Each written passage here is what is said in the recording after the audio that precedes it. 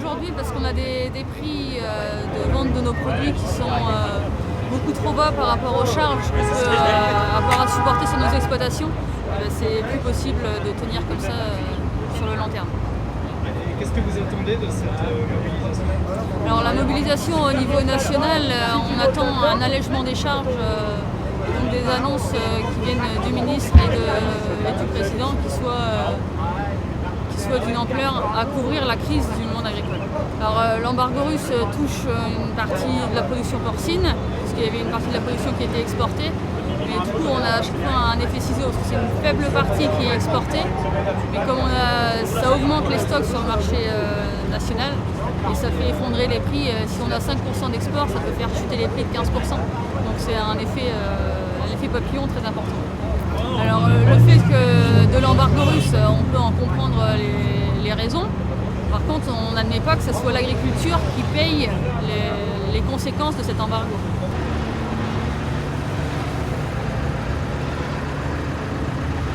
On vient manifester aujourd'hui parce qu'il y en a ras-le-bol.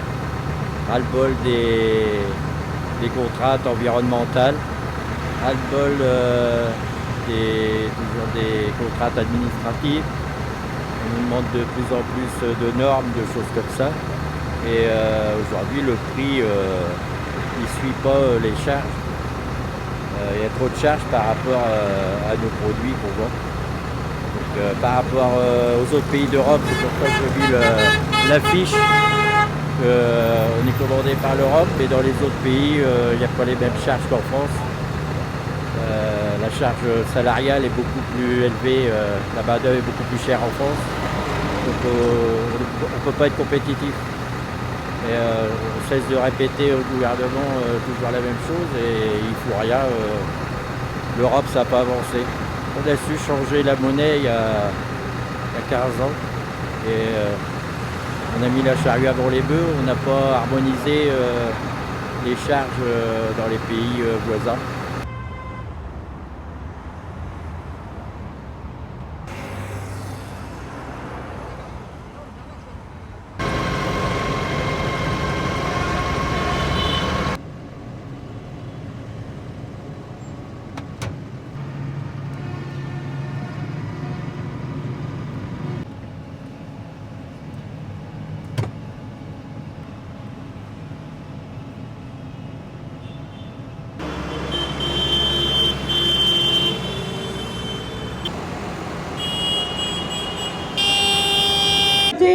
Paye 47% plus cher les saisonniers que de l'autre côté. Il faut faire plus et mieux que les autres. Mais demain, nous serons excellents. Mais je crois qu'aujourd'hui, c'est clair.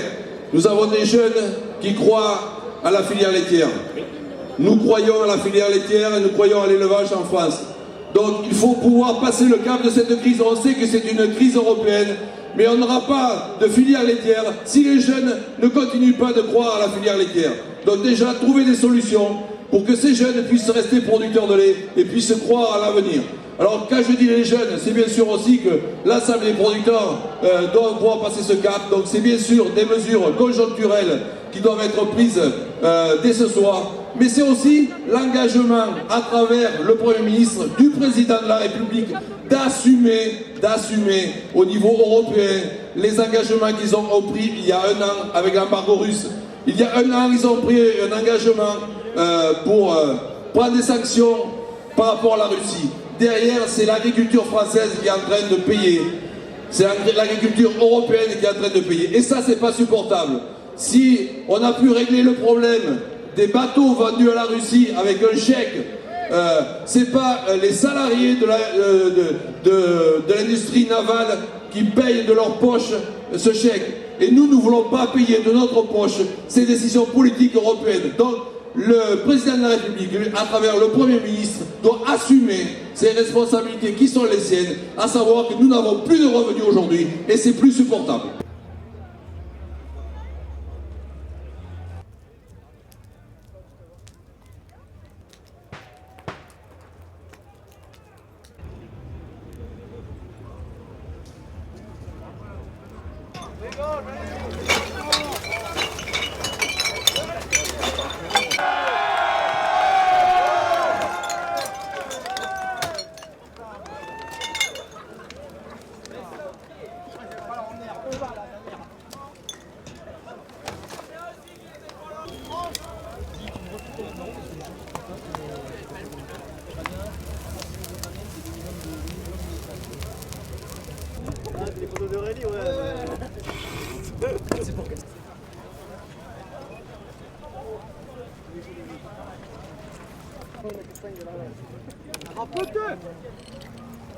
Stop, stop, pas plus.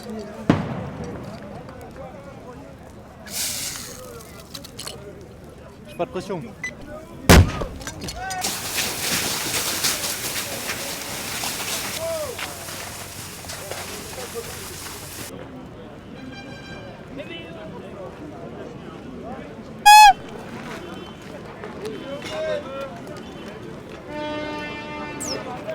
Sur le fond, on est bien conscient qu'on s'est fait baiser par l'État, une fois de plus, c'est clair.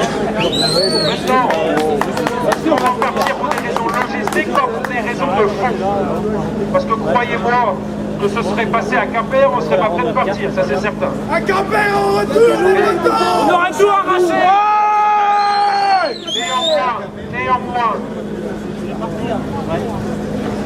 Néanmoins, nous estimons aujourd'hui, quand même, que même si je considère que Xavier Belin n'est aujourd'hui que le porte-voix du gouvernement sur il a fait que retransposer ce que lui a dit Valls, on estime que le travail de la FDSEA n'a pas été suffisant dans les dernières semaines.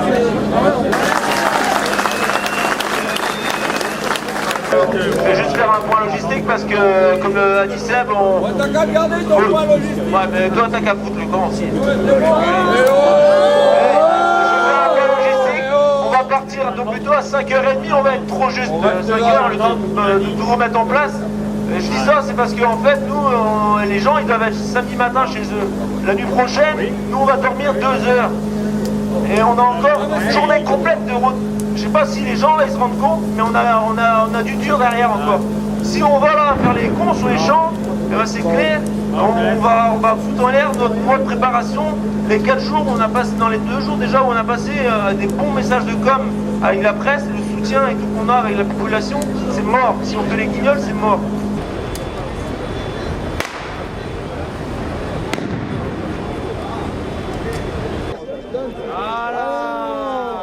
Bravo mon lapin.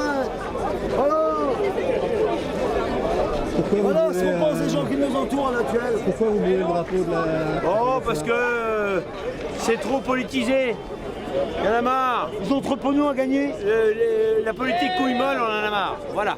Vous auriez aimé que les actions soient un peu plus dures? Non, mais c'est pas dur. C'est un moment, il faut arrêter de nous prendre pour des imbéciles. Nous, ce qu'on veut, c'est gagner notre vie en vendant nos produits. Et 3 milliards, c'est quoi 3 milliards? C'est un pansement sur une jambe de bois. On s'en fout de ça. Des prix rémunérateurs pour la viande, pour les céréales, que tout le monde aille bien, que toute la filière aille bien. Et c'est tout. C'est tout ce qu'on demande. Un peu plus de régulation. Et là, on n'a rien comme accord. Là, le mot d'ordre, c'est on rentre. Voilà, le mot d'ordre, c'est on rentre. Je vais vous expliquer. On est parti ce matin, 3h du matin, Châtillon-Coligny, à 150 km de Paris. On a mis 9 heures pour arriver à Nation. On a 1 heure de discours, pour nous dire, eh ben écoutez, montez dans vos tracteurs, montez dans les bus, tout va s'arranger. Non, faut arrêter de prendre les gens pour des cons. On n'a pas fait 1400 bornes. Ben voilà. Alors, et je vous dis, nous on est à 140 km, on a mis 9 heures. Imaginez les gens qui sont partis depuis 3 jours et au bout d'1 heure de discours, on leur dit remontez dans vos tracteurs, remontez dans les bus, tout va s'arranger. Non, il y a un moment, il faut arrêter de nous prendre pour des cons. Si on nous fait descendre à Paris, c'est pas pour faire de la figuration. Ah ouais,